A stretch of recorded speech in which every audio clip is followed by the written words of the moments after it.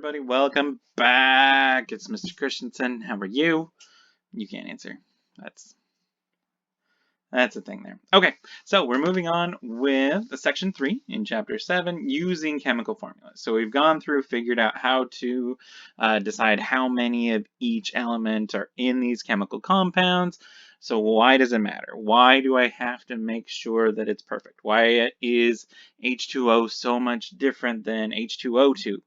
Because they're different chemicals and they do different things. All right, so a chemical formula indicates the elements as well as the relative number of atoms or ions of each element present in the compound. So this tells us this is what the chemical actually is. So like my example there, our H2O, that's water. H2O2 is hydrogen peroxide. They are very different things. If you've ever put water on a cut and hydrogen peroxide on a cut, you know they react differently. They are not the same, even though they're very similar. So chemical formulas also allow chemists to calculate a number of characteristic values for a given compound. So some examples of these characteristics might include their formula mass, their molar mass, and their percent composition. So those are 3 things that we will know how to do by the end of this little lesson here. So we're going to be able to calculate formula mass, molar mass, and percent composition. All right, so how do we figure out our formula mass? So if I were to look at my periodic table, this thing here, I could figure out my mass of each of these elements, my atomic mass. Anybody remember how we do that? I go to the element, and it's not this one. This is my atomic number. It's this little number up here. If I look at that little number up there, that's my relative atomic mass. So that's what I can use there. So in a formula mass, I want to know the mass of that formula, the whole unit, the whole compound. So the mass of a molecule, formula unit, or ion is found by summing, adding together, the masses of all the atoms in the molecule, formula unit, or ion. All I do is go to the periodic table, find their mass, add them up, figure out how many there are, add them all up. It's pretty easy. Having a calculator is going to be a good thing to have on hand, which I guess I need to pull up a calculator here. Let's see. Does Desmos work? Y'all have math. Does Desmos just work on computers? You're probably saying it to yourself right now, and I'm going to find out in just a second. Let's see. Do I need the graphing, or do I just need science? I just need scientific, right? I don't need the graphing one. Desmos. All right, there it is. Okay, so back to our little chart here. We're going to be adding some things up. We'll be looking at some examples, so me having that calculator in the background will be good. So the mass of any unit represented by a chemical formula, whether the unit is molecular, a formula unit, an ion, is known as the formula mass. Whatever it is, I call it the formula mass. The formula mass of any molecule, formula unit, or ion is the sum of the average atomic masses of all the atoms represented in the formula. Okay, so let's just do an easy one real quick with that information that we have. I want to find the formula mass for our old friend H2O. I want to find the formula mass for H2O. Let's make that 2 a little bit smaller. There we go, 18. Yay, H2O. Beautiful. All right, so in order to do this, I just figure out the mass of each individual part and add it together. So hydrogen, if I find hydrogen, this one I kind of have memorized already, is 1.00794. So I can take that and plug it in here. So 1.00794. Now I'm going to add my oxygen.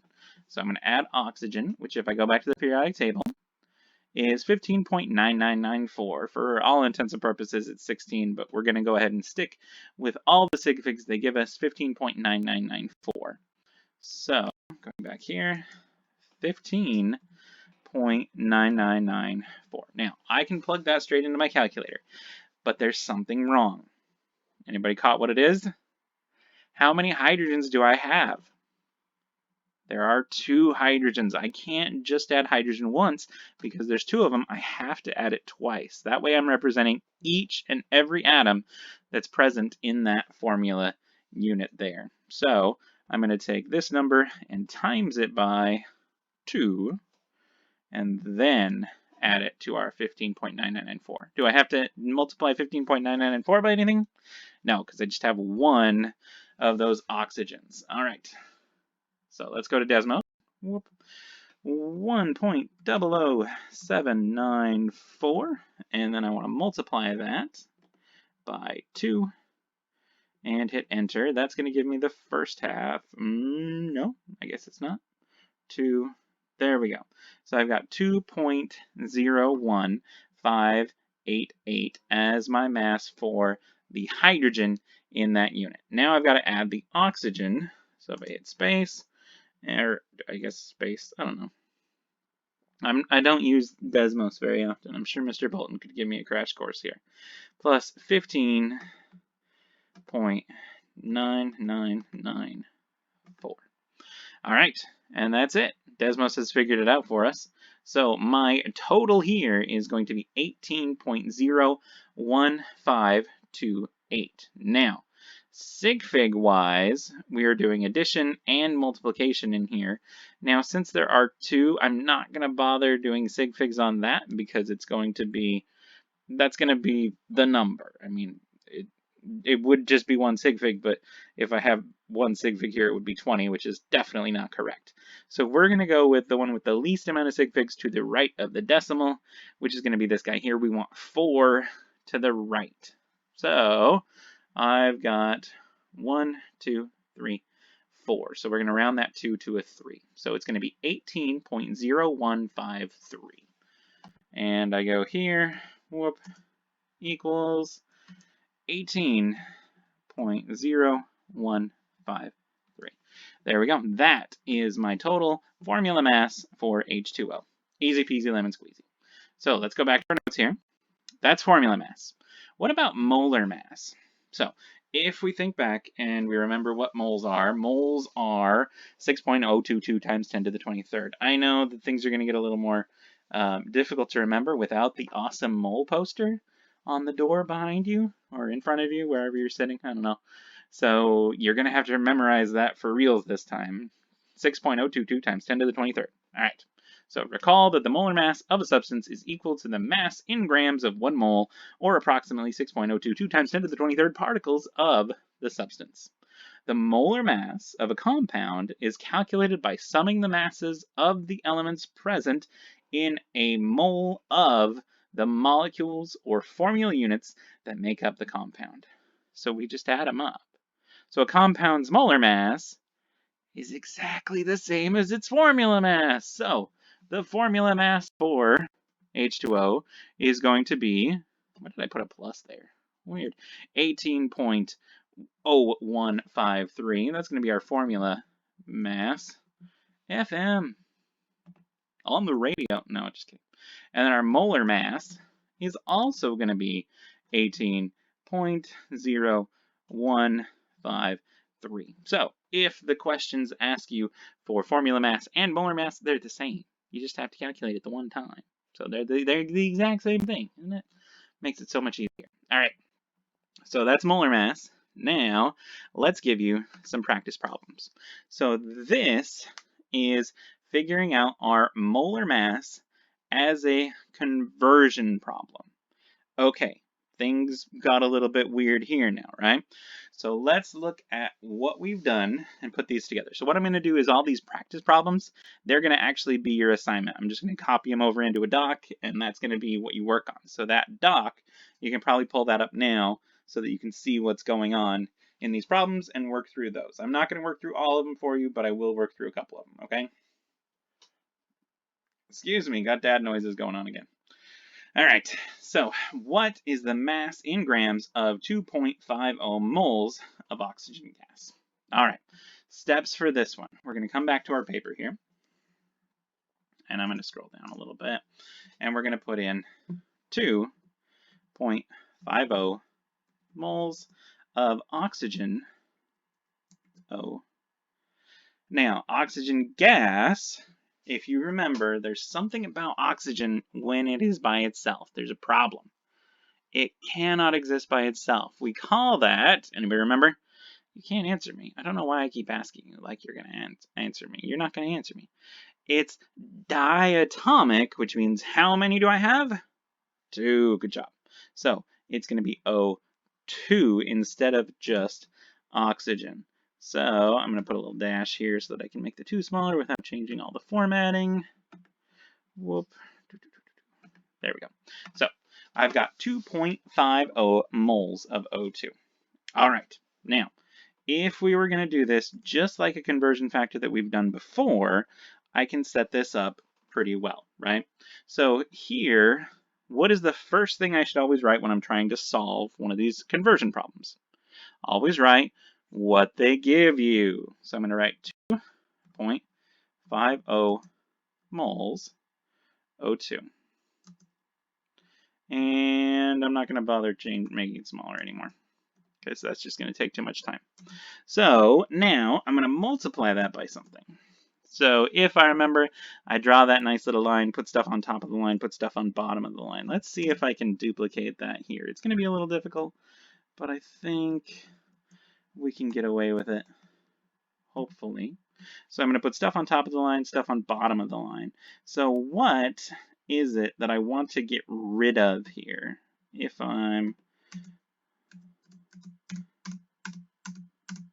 guess I can just, I can just spacebar over forever. That's weird. Oh well, I guess I have to hit enter. Sorry about that. All right, enter. Now we can spacebar over.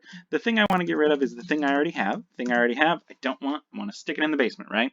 So I already have moles of O2. I want to put moles of O2 down here. Mole O2. What is the thing I do want? I do want to find, let's go back to my question here. What is the mass in grams? So I do want to find grams. So up here on the top, I'm going to put my little G for grams. Okay, so now I've just got to fill in how many moles and how many grams. So how many moles was I given? 2.50. Now, moles in this conversion factor, moles gets the 1. Moles gets the 1. Cool. I realize this is a little wonky. Maybe I'll have to figure out a drawing way to do this next time. All right, so I've got 1 mole of O2. Now up here on top, I need to figure out how many grams of O2 are in 1 mole of O2. Oh, I guess I can put grams O2. There we go. That's great. Just delete this. Whoa, not that part. All right, so grams of O2. I got to figure out how many grams of O2 are in 1 mole of O2. Now, if we remember, O2 is just 2 O's, so 2 oxygens. Oxygen, if we go back to our periodic table, 15.9994. So going back to my document, 15.9994 times 2. So I'm going to use Desmos real quick. Let's just, delete that. 15.9994 multiplied by 2 gives us 31.9988. So, going back to this, I type in 31.9988 as my formula mass for O2. Looks like I'm going to have to get rid of all of this little line to make this work at all. And then it's going to be divided by that 1 mole of O2. So I take 2.5 times 31.9988, there we go, and then divide that by 1. Since I'm dividing by 1, I don't really have to do anything, I just have to do the multiplication. So if I go back to my Desmos calculator, I already have that 31.9988 in there. I'm going to now multiply that by 2.5. So multiplied by 2.50 and hit that execute button. That gives us our 79.997. Now, we got to figure sig figs here. So going back to our question, they gave us 1, 2, 3 sig figs. This 0 is significant, remember, because it is to the right of the decimal. So it's both to the right and to the right of a decimal. So that 0 is significant. We've got 3 sig figs. So for our final answer, we're going to have 3 sig figs. So I've got 7 9. Those we both keep. Oh, and I got to round this 9, which is going to round up to a 10. So a 0, this is going to round to a 0, and this is going to round to an 8. So we have 80.0 as our final answer on this one. If I come down here, whoop. So my final answer for this is 80.0. Wow, that's not, I don't have to shift to capitalize the 8. That's weird. Haha, sorry. 80.0. What is that I wanted? Grams of O2. So my final answer for that first question is 80.0 grams of O2. Cool. All right, let's go back to our little lesson here. So these ones, hopefully you can figure those out using the same processes.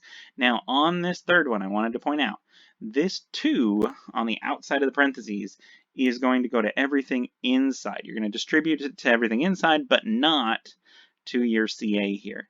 So when you distribute that, you end up with 2 nitrogens and 6 oxygens. So when you go through and do that, remember it's going to have 2 nitrogens and 6 oxygens. So if you want to pause, figure all those out, you can do that, and then we can move on to percent composition. You back? You didn't pause. Don't lie to me. Don't lie to me. I know you. All right, so now we're going to go for percent composition. So, okay, the ones of you who did pause, good job. Yeah, never mind. All right, so percent composition. The percent composition by mass of each element in a compound is known as the percentage composition of the compound. That sounded very redundant, but all it is we're figuring out what percentage in the compound is that element. So to find the mass percentage of an element in a compound, one can divide the mass of the element in a sample of the compound by the total mass of the sample, then multiply by 100. Okay, wow. Sorry, it's just finding percentages. So I take the total mass, I take the mass of whatever element I'm looking for and divide it by the total mass, then multiply it by 100 to get a percent. Pretty easy. So another way to calculate the percentage of any element in a compound is to determine how many grams of the element are present in 1 mole of that compound, and then divide the value by the molar mass. If you have the molar mass, they're the same numbers. Like when we go through these, they're going to be the same numbers. Okay, so let's do our practice problem for this. Real quick, let's do the first one. I know I'm pushing that 20-minute mark. I don't like to make these any longer than 20 minutes. So we're going to find the percent composition of copper 2 in copper 2 sulfide.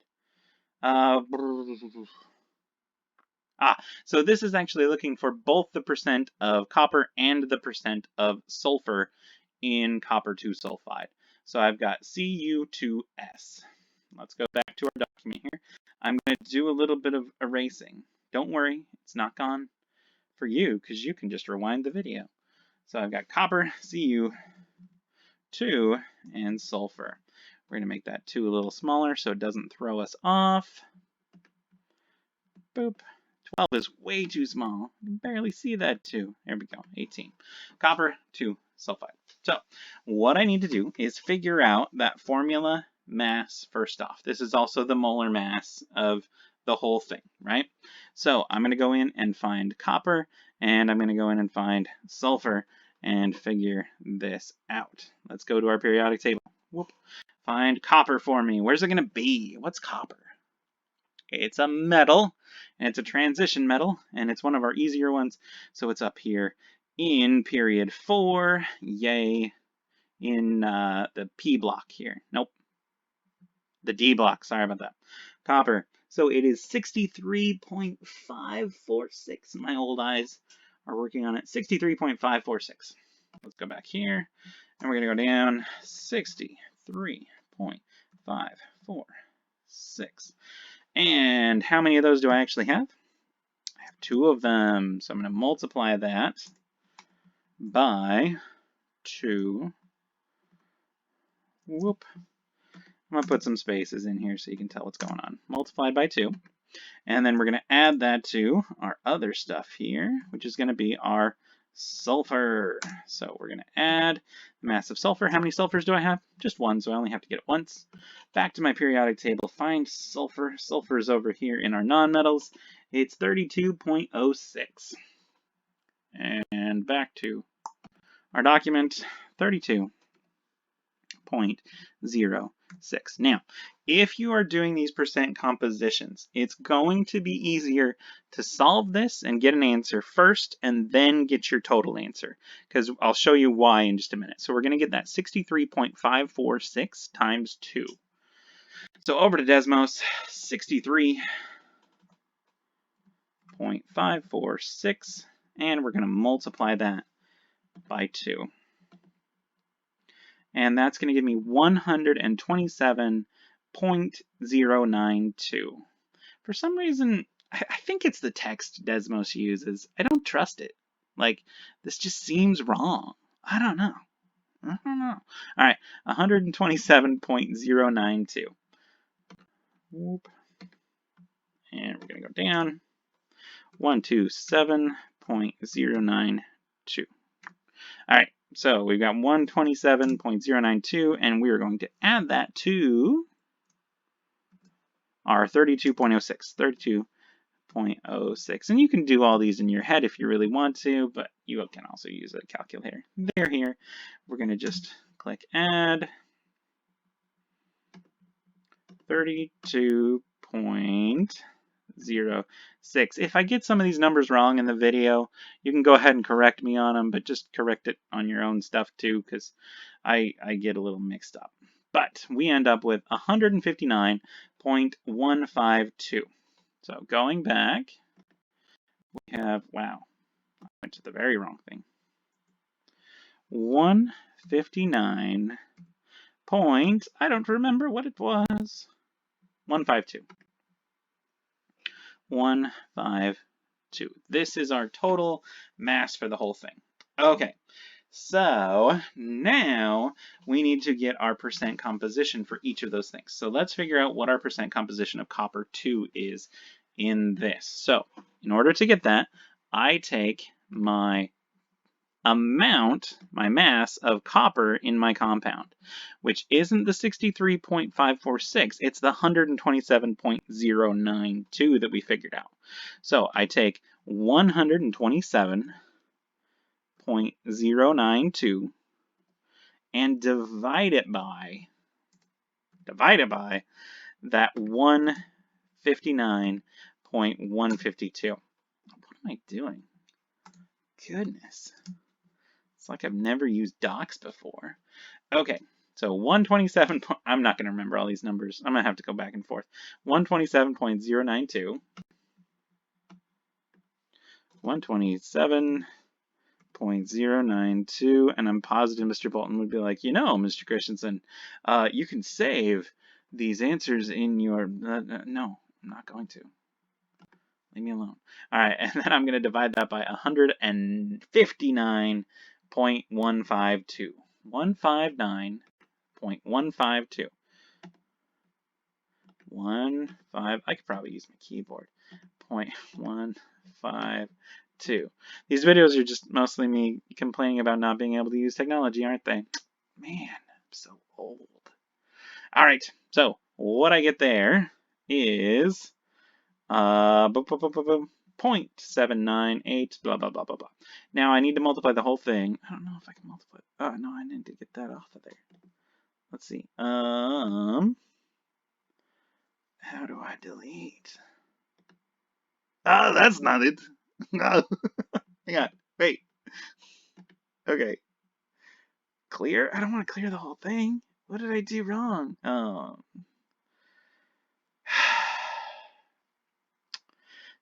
I need practice with this calculator. Okay. You know what I'm willing to bet?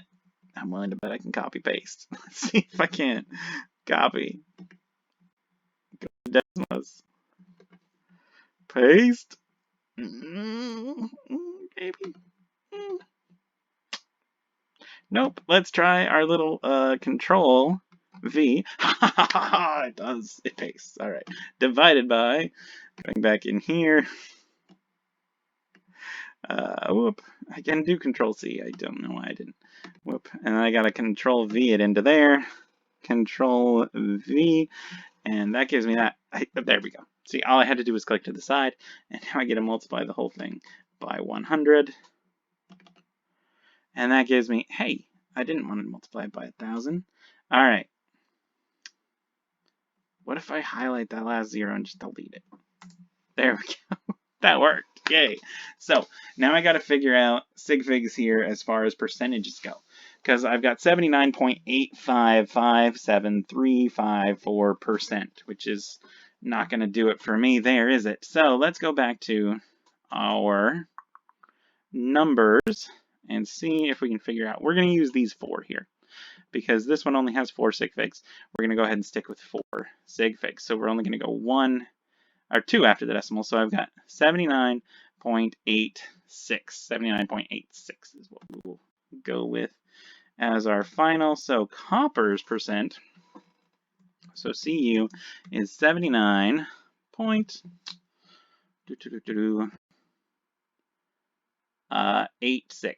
There we go. 86%. Again, I'm sorry if I get these numbers wrong. And then we got to put that percentage in there. There we go. There it is. Oh, I'm a 5. All right. So now I have 2 ways to figure out my sulfur's percentage now. I could go through the whole thing and do what I just did. I could take 32.06 divided by 159.152 and then multiply the whole thing by 100. I could do that. Or I could take 100 minus 79.86. Because it's going to be the same either way. It's got to total up to 100%, so I'm just going to take 100 and subtract. That's 79.86. So 100 minus, does that work? I don't even know. 79.86. It does work. So that gives us 20.14% sulfur. Yay! 20.14%. Now, if you don't trust yourself, or if you don't trust the calculator, you can go back and do it all the way through, but you don't have to. That's right. Just trust yourself. Okay, so those are going to be, that's our percent composition for copper to sulfide. All right, back to our project here. So these are all on you. This one, I understand you guys hate story problems. This is a little bit weird because you got to factor in the water, but you should be able to do number 2 by yourself, no problem. All right, so I trust you. Go 2, have fun. I realize I went over 20 minutes, but it was worth it, right? Got to spend extra time with me. I'm just kidding. Nobody watches these. All right, we'll talk to you later. Enjoy your homework.